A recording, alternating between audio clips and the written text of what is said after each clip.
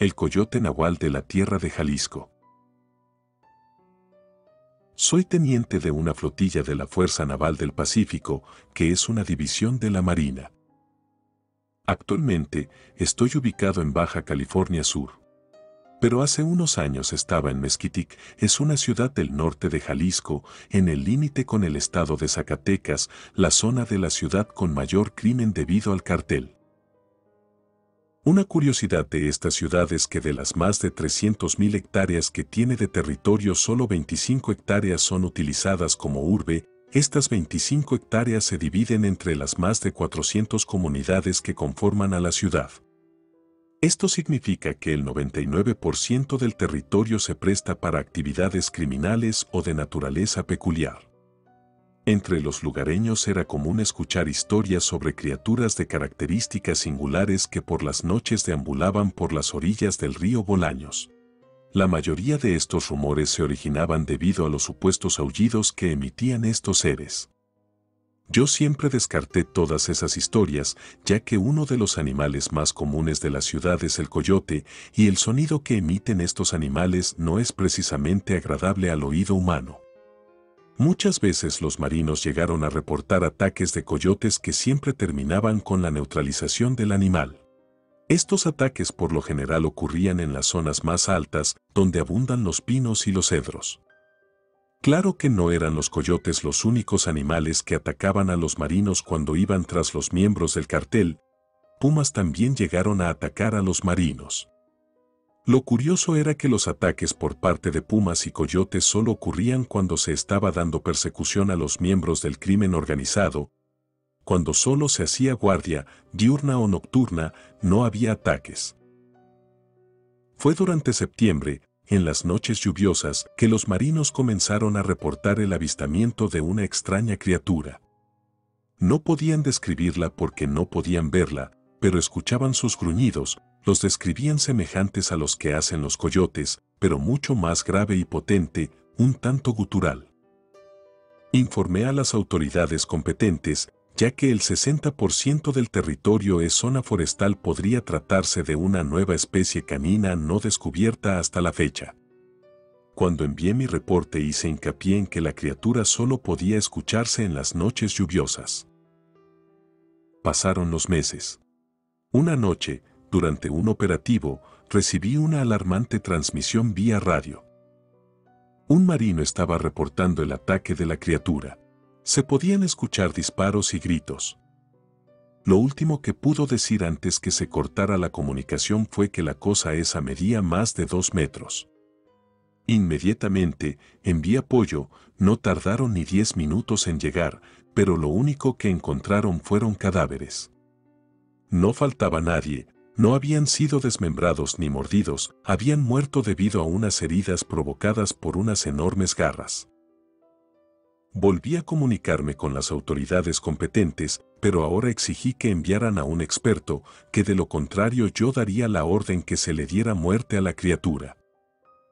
A las autoridades superiores no les gustan los ultimátum, pero yo no iba a permitirme más bajas por un maldito animal.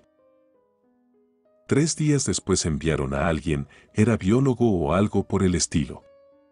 El tipo era agradable, no parecía tener ninguna intención de fastidiarme, claro que sus jefes sí. Como yo había reportado a este animal como potencialmente mortal, ahora debía acompañar al biólogo hasta encontrar a la criatura. Comenzamos ese mismo día en la tarde. Llevé 3 vehículos conmigo con sus respectivos elementos. Fuimos a la zona donde había sido el ataque y comenzamos a buscar huellas. No había dejado de llover en una semana, era lluvia leve, pero yo suponía que eso era suficiente para borrar cualquier rastro. De pronto el elemento Flores informó haber encontrado algo. El biólogo y yo fuimos al sitio para descubrir que en el lodo había huellas. La forma indicaba que claramente eran de coyote. El problema era el tamaño. Esas huellas eran al menos 4 veces más grandes que las de un coyote. También se alcanzaban a apreciar las garras, definitivamente eran las que estaban en los cuerpos de los marinos que habían muerto la noche del ataque. El biólogo dijo algo sobre que las huellas indicaban un patrón de caminata diagonal. Además que las huellas de las patas delanteras y traseras caían en lugares diferentes, lo que confirmaba que se trataba de un canino. El biólogo sugirió revisar la corteza de los árboles cercanos. Encontramos marcas de garras, de las mismas garras que estaban marcadas en el lodo.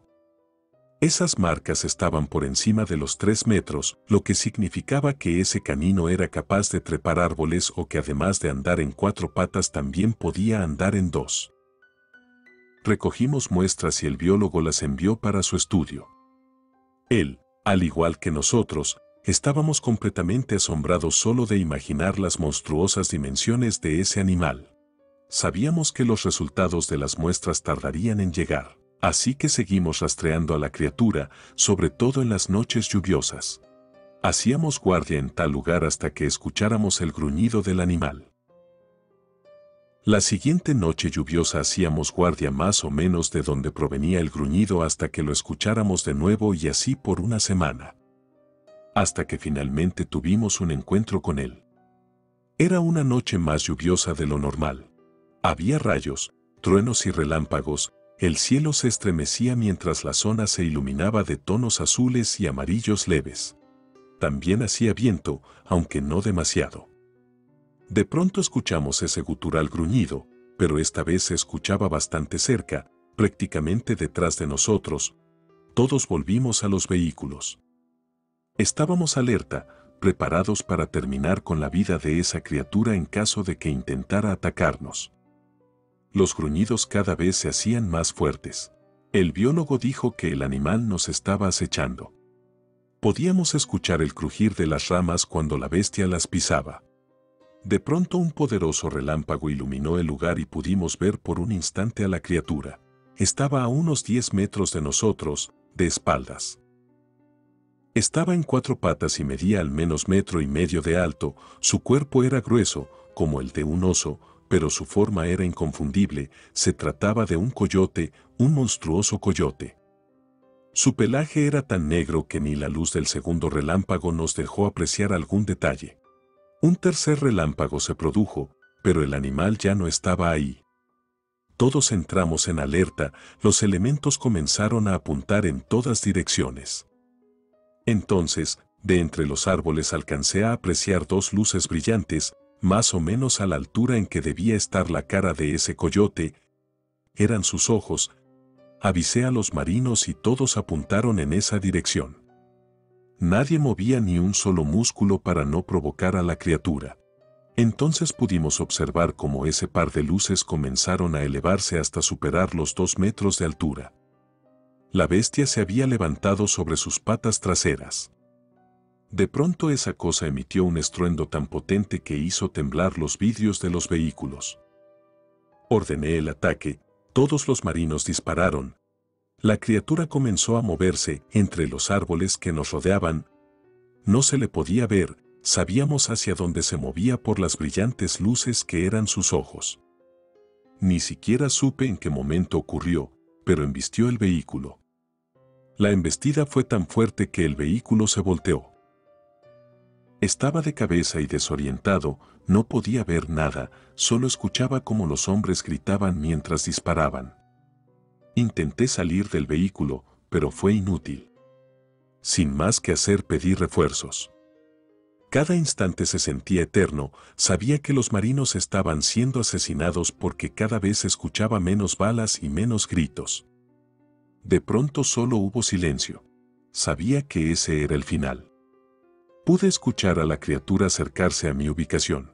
Se agachó y pude ver su cara, era el rostro de una persona, animalizado, pero claramente no era la cara de un coyote. En ese momento comprendí que esa criatura era sin duda alguna un nahual.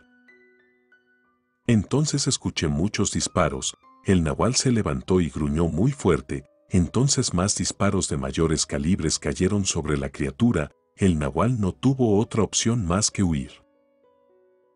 El apoyo había llegado justo a tiempo para salvar la vida de quienes habíamos quedado atrapados dentro del vehículo volteado. De los elementos de los otros 2 vehículos sí hubo sobrevivientes, pocos, pero los hubo. El biólogo había quedado noqueado cuando el vehículo se volteó, así que no pudo ver el rostro del nahual. Por tanto, cuando yo le dije lo que había visto no me creyó. A la mañana siguiente llegaron los resultados de las muestras que el biólogo había enviado. En el resultado se solicitaba enviar de nuevo las muestras y pedían que se tuviera cuidado de no contaminar las muestras. La cara del biólogo se puso pálida cuando leyó que los resultados decían que las muestras contenían ADN de coyote y de humano.